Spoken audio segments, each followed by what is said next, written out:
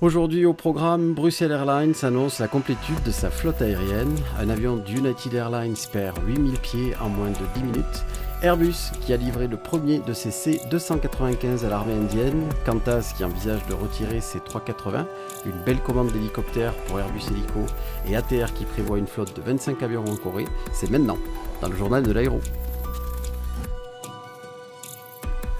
Bruxelles Airlines a annoncé l'ajout d'un 10e avion long courrier de type Airbus A330-300 à sa flotte afin de renforcer sa position dans les dessertes de l'Afrique subsaharienne, son marché le plus important.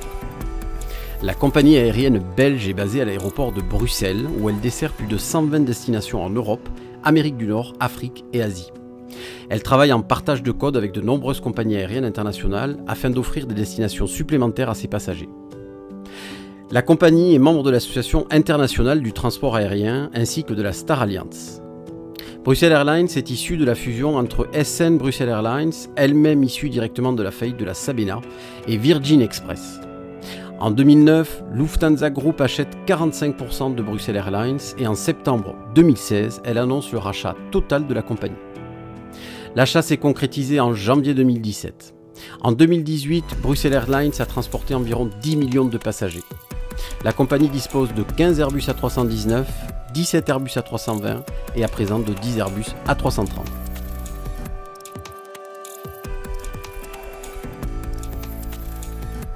C'est une belle frayeur pour les passagers d'un vol d'United Airlines qui a fait un plongeon de plus de 8000 mètres en à peine 10 minutes. L'équipage a d'ailleurs été contraint de faire demi-tour. En partance de New York pour se rendre à Rome, le vol United 510 de la compagnie aérienne américaine a finalement à peine eu le temps de se rendre au-dessus de l'Atlantique avant de rencontrer un problème selon les données de FlightAware. Un peu plus de 45 minutes après le décollage de Newark, l'avion a enregistré une impressionnante chute de 8000 mètres d'altitude en un peu moins de 10 minutes avant de se stabiliser à 2700 mètres et d'atterrir à son aéroport de départ. L'appareil aurait fait demi-tour pour remédier à une éventuelle perte de pression dans la cabine, a déclaré le porte-parole d'United Airlines au New York Post. Le vol a atterri en toute sécurité, il n'y a jamais eu de perte de pression dans la cabine, a-t-il ajouté. Selon le média, les 270 passagers à destination de l'Italie sont tout de même arrivés à leur destination en embarquant dans un autre avion de la compagnie.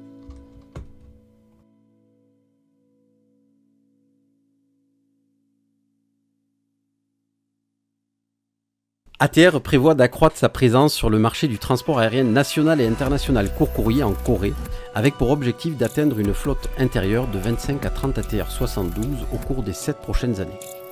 ATR a présenté ses prévisions lors d'un point presse du premier jour du salon GADLEX qui se tenait du 6 au 8 septembre à Gumi. Selon Jean-Pierre Clercin, responsable des ventes Asie-Pacifique d'ATR, la Corée dispose de nombreux aéroports nationaux sous-exploités.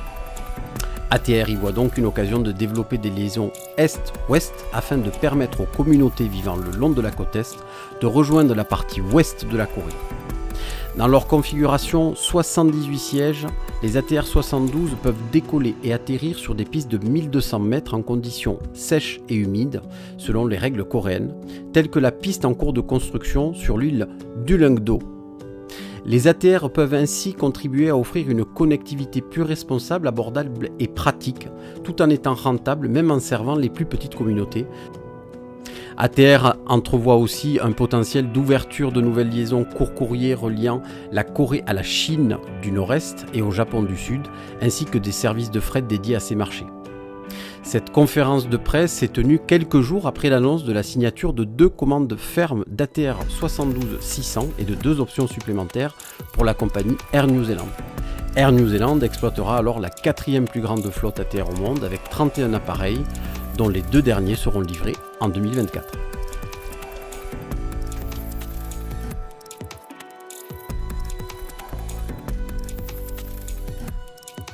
Qantas a annoncé le retrait progressif de ses Airbus A380 à partir de 2032. Pour mémoire, Qantas a mis en service son premier Airbus 380 en septembre 2008. À l'époque, elle en avait commandé 20 avant d'annuler 8 commandes. L'objectif étant de recentrer sa flotte sur 2 types d'appareils, le Boeing 787 et l'Airbus 350. Qantas a indiqué par ailleurs que 2 commandes de 12 Airbus A350-1000 et de 12 787 supplémentaires devraient être livrées à partir de l'exercice 2027, afin de remplacer progressivement les 330 qui à ce moment-là auront une moyenne d'âge de 21 ans. Ces commandes viennent s'ajouter aux 149 commandes réalisées pour le renouvellement de la flotte de Qantas et Jetstar.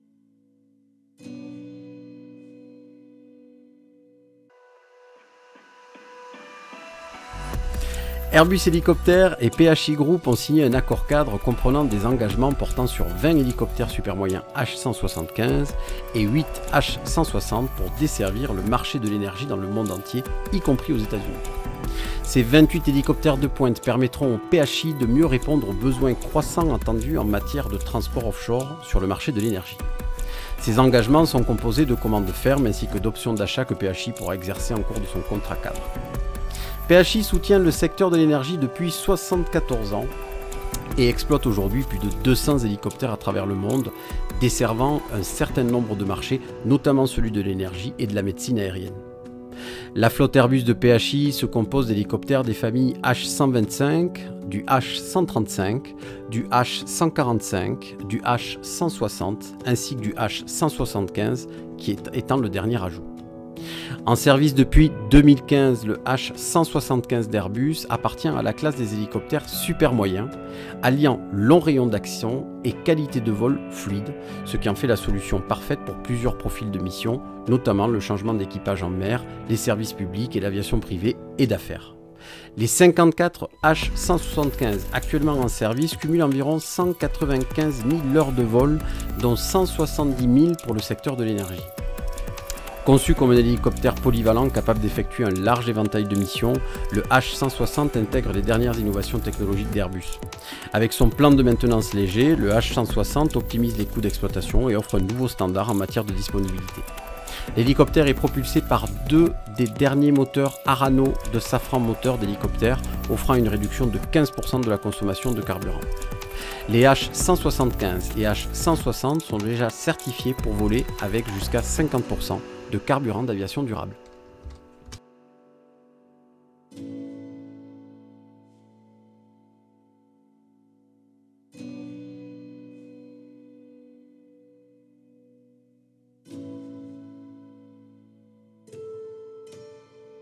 Airbus Defence and Space a officiellement remis à l'armée de l'air indienne en état de vol le premier des 56 C-295 destinés à remplacer sa flotte vieillissante d'Avro 748. Le C-295 en configuration de transport quittera dans les prochains jours le site de production d'Airbus à Séville en Espagne pour Delhi, piloté par un équipage conjoint entre l'armée de l'air indienne et Airbus.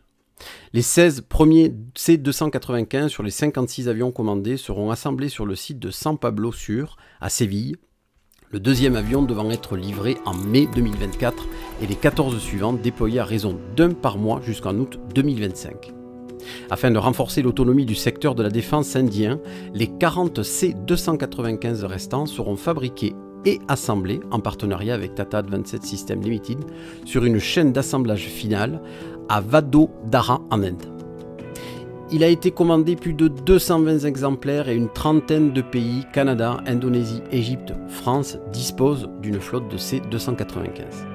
Il peut transporter jusqu'à 71 soldats ou 50 parachutistes, larguer du fret, être utilisé pour des évacuations médicales et décoller et atterrir sur des pistes courtes et non pavées, souligne Airbus. L'appareil a été conçu et produit à l'origine par l'avionneur espagnol CASA. Fin 1996, l'état-major de l'armée de l'air espagnole émit la fiche programme FATAM, acronyme pour Futur Avion de Transport Moyen, le but étant d'obtenir un avion de transport intermédiaire entre le CASA CN-235, devant remplacer les CASA C-212 Aviocar en fin de carrière et le C-130 Hercule. Le programme fut officiellement présenté au Salon du Bourget en 1997 et le premier vol du CN-295 a eu lieu le 28 novembre 1997 sur la base d'une cellule de CN-225 modifiée. Le pré-série, quant à lui, décollera pour la première fois le 22 décembre 1998. Le C-295 est capable de transporter jusqu'à 9 tonnes de charge utile ou jusqu'à 71 soldats à une vitesse croisière maximale de 260 nœuds. À sa flexibilité s'ajoute la capacité d'être équipé pour le ravitaillement en vol et des avions et des hélicoptères.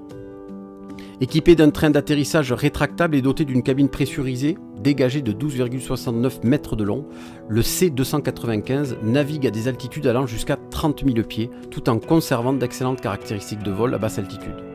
Il offre des performances remarquables de décollage et d'atterrissage court sur des pistes d'atterrissage non pavées, meubles et ou sablonneuses. Le Cessna 295 est propulsé par deux turbopropulseurs Pratt & Whitney Canada PW127G qui offrent une excellente maniabilité, des performances exceptionnelles à chaud et à haute température, avec une consommation de carburant pour une très longue autonomie allant jusqu'à 13 heures en altitude. Un avion de la compagnie Air China a procédé à un atterrissage d'urgence à Singapour, sa destination finale ce dimanche 10 septembre après un incendie survenu sur le moteur gauche de l'appareil. 9 des 155 personnes à bord ont été légèrement blessées à cause des fumées ou de leur descente par un toboggan d'urgence selon l'autorité de l'aviation civile singapourienne. L'aéroport de Singapour a rapporté que de la fumée a été détectée dans la soute à l'avant et dans les toilettes à bord du vol Air China 403 parti de la ville chinoise de Chengdu. Des images diffusées sur les réseaux sociaux montrent l'habitacle envahi par une épaisse fumée blanche. Tous les passagers ainsi que les membres de l'équipage ont été évacués sains et saufs. La piste a été temporairement fermée et un avion a été dérouté vers l'île voisine de Batam. Une enquête a été ouverte sur l'incident. Si vous avez aimé cette vidéo, abonnez-vous, laissez un pouce bleu et des commentaires pour l'amélioration. Je vous souhaite une bonne semaine et à la semaine prochaine sur la chaîne de l'Aéro.